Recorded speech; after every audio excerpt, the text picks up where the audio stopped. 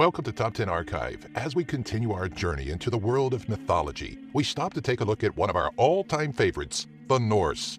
Warrior Vikings and endless battles before the Feast of Valhalla. So grab some meat and swill it down while we journey through the tales of the Northmen. Number 10. Gullinbursti. Meaning golden mane or golden bristles, Gullinbursti was a boar gifted to the god Freyr by Eritrea, after his brother Brokkr and Loki made a wager claiming the brothers couldn't make items to match the quality of gifts Loki had bestowed onto Freyr, Thor, and Odin. Taking the wager, the brothers would go on to create Drofnir, the golden ring for Odin, Mjolnir, the famed hammer of Thor, and lastly, Gullinbursti, the golden bear for Freyr.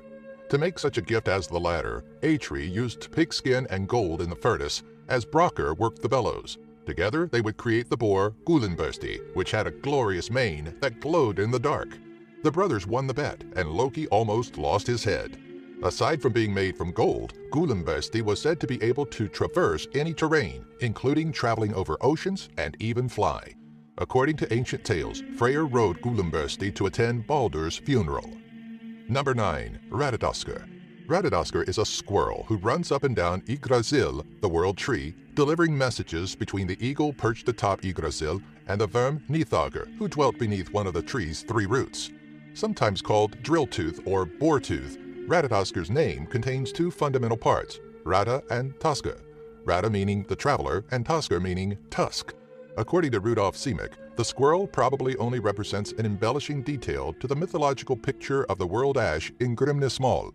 Radadaskr is described in the Prose Edda's Gylfaginnings, chapter 16, in which High, of High, just as High, and Third, pseudonyms used by Odin, in which he states that an eagle sits at the top of the ash, and it has knowledge of many things. Between its eyes sits the hawk called Vedofnir. The squirrel called Radadaskr runs up and down the ash. He tells slanderous gossip, provoking the eagle and Nithagr. Number 8. Hugin and Munin. 2 ravens, Hugin meaning thought, and Munin meaning memory or mind, are the pair of ravens that fly across the 9 realms, bringing information and delivering messages to and from the Allfather, Odin, and are just 2 of his many sources of prodigious wisdom. Both ravens, while semi-autonomous, are still projections and manifestations of Odin's own being. To the exact extent, or to ask what part of his being they derive from, is speculation, but is considered to be that of his mental states, hence the derivative of their names. In a brilliantly poetic manner, Odin himself speaks of his sleeping mind by referencing his ravens. The Eddic poem Grimnismal describes it as such. Hugin and Munin fly every day over all the world. I worry for Hugin that he might not return, but I worry more for Munin. Number 7. Audumbla. During the forging of the worlds, 2 primordial creatures were spawned from the key fields in Niflheim, Ymir, the frost giant, and Audumbla, the giant calf.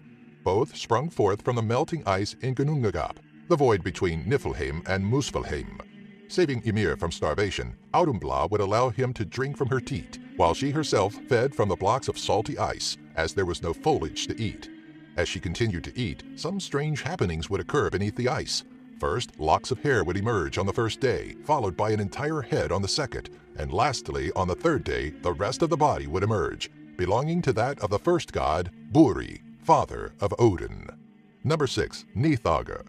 Nithagr, living within Naustrand, or the corpse shore of hell, in the roots of the world tree Yggdrasil that stretched therein, Nithagr would gnaw at the roots and corpses therein. It is believed that the root was placed over Nithagr to trap it beneath the world.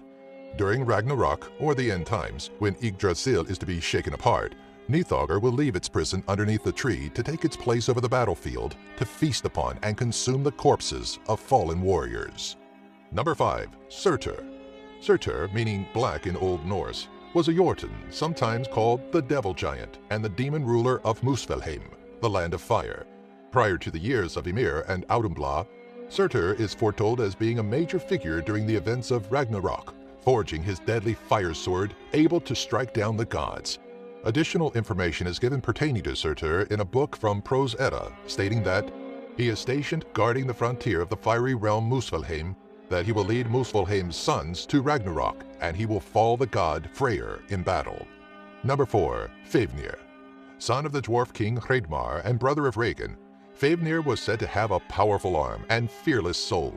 He was guardian of his father's house of glittering gold and flashing gems, as well as the strongest and most aggressive of the three brothers. He would later be cursed by the Vendredi's ring due to the trickery of Loki. When Odin, Loki, and Hoenir were traveling, they came across Otter, who during the day took the form of a regular otter. Killing the otter with the stone, they would skin their catch before coming across Hreidmar's dwelling and were pleased to show off their new pet. Recognizing their brother, the Dwarf King and his remaining sons captured the gods and held them until Loki could gather their ransom, to stuff the otter's skin with gold and cover its fur with red gold. Loki would go about fulfilling this task with the cursed treasure of Vendredi, as well as the ring. The gold's curse would grasp Fafnir firmly as he killed his father to secure all the gold for himself. Becoming violent, greedy, and hostile in nature, he departed into the wilderness to hide his fortune, turning into a serpent or dragon, or the symbol of greed, to guard his treasure. He would be later slain by the hero of legend, Sigurd. Number 3. Ymir. Ymir is a primeval being born of primordial elemental poison and forefather to all Jotun, or frost giants. Taken together, several stanzas from 4 poems collected in the Poetic Edda refer to Ymir as a primeval being who was born from the venom dripped by the icy rivers of Ilivagar and lived in the grassless void of Ginnungagap. Ymir birthed a male and female from the pits of his arms, and his legs together began a 6-headed being. Ymir would meet his end by the hands of Odin and his 2 siblings, as they feared how fast the frost giant multiplied. Waiting for Ymir to rest, Odin and Kin would make their moves against him. A hard-fought battle ensued, the result being the creation of the world from the pieces of Ymir's corpse. Out of his flesh, the earth was fashioned. From his bones, the mountains. The frost giant's skull filled the sky as his blood would pool to create the oceans. Number 2. Jormungandr. Known as the Midgard serpent, he was said to be so massive in size that he could coil his entire body around the planet. Harboring an insatiable appetite, Jormungandr would consume everything in sight to increase his size. That is, until Odin stopped him by forcing his tail into his mouth. Thor would have 3 encounters with the beast, the last of which prophesied that the 2 of them would do great battle with one another during the time of Ragnarok. Thor would manage to slay the great serpent using his mighty hammer Mjolnir, after the serpent would rise from the ocean to spread his poison throughout the sky. Even though the great thunderer would overcome the fell beast, Thor would also meet his demise, falling over dead as he had walked just 9 short paces, having been poisoned by the serpent's venom during the battle.